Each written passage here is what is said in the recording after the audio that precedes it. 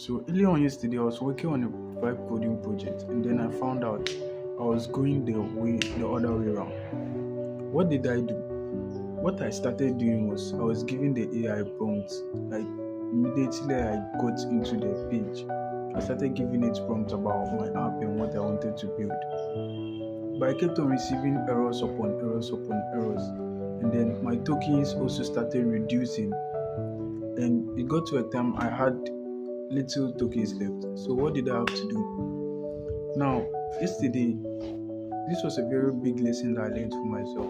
So the best thing I was supposed to do was to create a PRD, in short form, a project requirement document.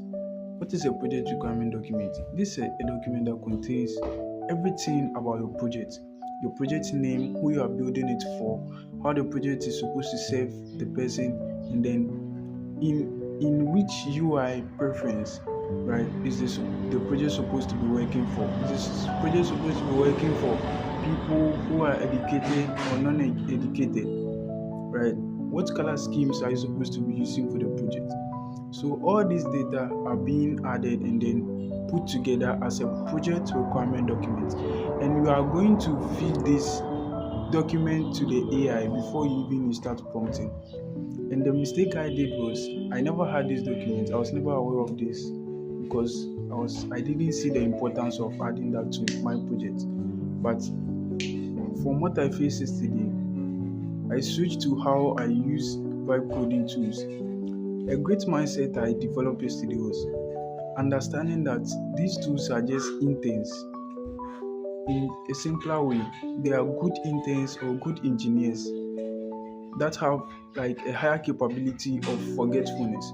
So you can pile up dozens of prompts and then give it to this AI, and then they'll implement the prompts one by one. But trust me, they won't be able to implement all. So the easiest thing for you to do is to break down all the tasks into simpler forms.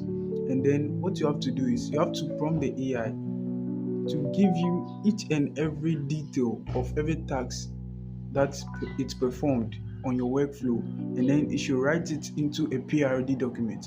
So then when you want to make any changes, you can then compile all of them to a truth of source that you can better understand your project.